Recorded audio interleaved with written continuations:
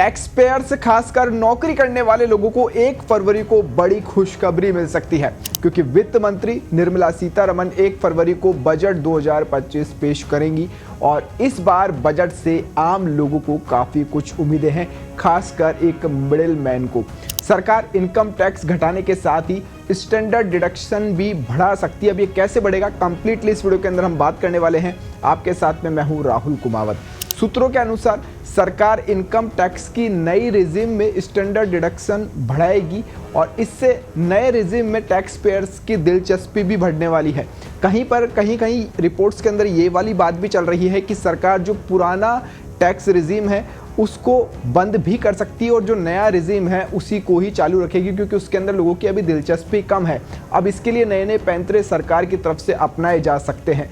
अभी income tax की नई रिजीम में स्टैंडर्ड डिडक्शन की जो लिमिट है वो 75,000 रुपये है, जो कि पिछले साल ही बढ़ाई गई थी। वहीं इनकम टैक्स की जो पुरानी रिजीम है उसमें स्टैंडर्ड डिडक्शन 50,000 रुपये ही है।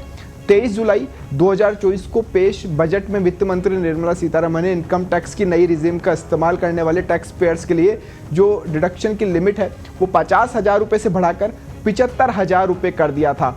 और ये भी बात ध्यान में रखना जरूरी है कि स्टैंडर्ड डिडक्शन का जो फ़ायदा होता है वो सिर्फ नौकरी करने वाले लोगों को ही मिलता है। वहीं सरकार 20 लाख रुपए तक की जो सालाना इनकम है उन लोगों को भी टैक्स में राहत देना चाहती है। ऐसे भी बहुत जगह बातें चल रही है। अभी इनकम टैक्स की नई रिजीम में 12 से 15 लाख रुपए तक की इनकम पर जो टैक्स लगता है वो 20% है, 20% है। सरकार अब 12 से 20 लाख रुपए तक की आमदनी पर 20% टैक्स तय करना चाहती है। इससे ज़्यादा इनकम वाले लोगों पर टैक्स का बोझ भी, मतलब जितनी ये इनकम लोग लेते हैं इससे क्या होगा कि टैक्स पर जो बोझ है वो थोड़ा सा कम हो सकता है अगर सरकार अच्छे फैसले लेती है।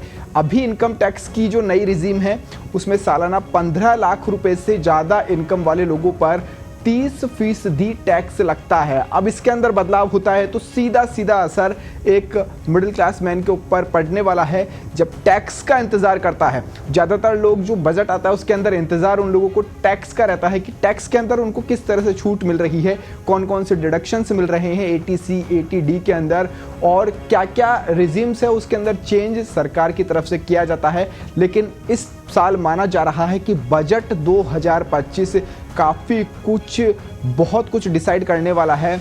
भारत का भविष्य तय हो सकता है। मोदी सरकार का जो कार्यकाल है उसका मेन बजट लोग इसी को बता रहे हैं, साल 2025 के बजट को, कि नई दिशा तय होने वाली है।